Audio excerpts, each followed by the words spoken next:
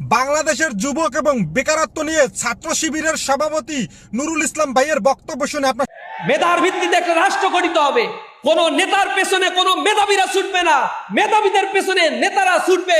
নেতারা ছুটবে কারণ মেধাবীরাই আগামীর বাংলাদেশ গড়ে দিবে ইনশাআল্লাহ। ইসলামী ছাত্র শিবির সেই মেধাবীদের পিছনে ছোটে।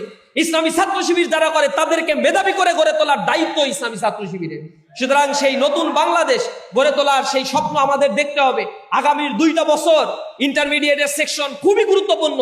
কলেজে যাওয়ার পরে ভুলে যাবা না, কারো পিছনে পিছনে ঘুরে ঘুরে সময় নষ্ট করবা না। এমন বন্ধু চয়েস করবা যেই বন্ধু এই 2 বছর তোমাকে ভালো পথ দেখাবে। এই 2টা বছর ট্রানজিশনাল পিরিয়ড, মনে রেখো এই 2 বছর পড়াশোনা না করে তুমি যদি মনে করে এমনি এমনি এ প্লাস পেয়ে যাবো, এটা আদতেও সম্ভব নয়। তোমার এসএসসি তে এ প্লাস পাওয়া সর্বশেষ কথা নয়। সোসাইটির অ্যাসপাইরেশন তোমার কাছে এখন অনেক বেশি বেড়ে গিয়েছে। সামনে যদি তুমি ফল করো, বড় ধরনের বিপর্যয় তোমার জীবনে নেমে আসতে পারে। সামনের দিনগুলো আরো কঠিন, আরো বেশি প্রতিযোগিতাময় একটা জীবনের দিকে তুমি ছুটে যাচ্ছ। সেই জায়গায় তোমাকে নিজেকে প্রমাণ করতে হবে।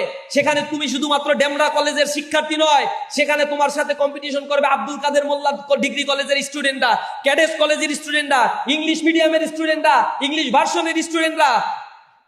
দুনিয়ার বাংলাদেশের সকল মেধাবী স্টুডেন্টরা তোমাদের সাথে ফাইটিং করে বিশ্ববিদ্যালয়ে তোমার পজিশন তোমাকে দখল করতে হবে। তুমি যে কাঙ্ক্ষিত মেধা চাও, যে কাঙ্ক্ষিত সাবজেক্ট বিশ্ববিদ্যালয়ে তুমি চাও, সেটা যদি তোমাকে অর্জন করতে হয় এখন পরিশ্রম করতে হবে। চাইনা হিসরা যদি চিন্তা করো একটা চান্স পাইলেই হয়, কাজ হবে না।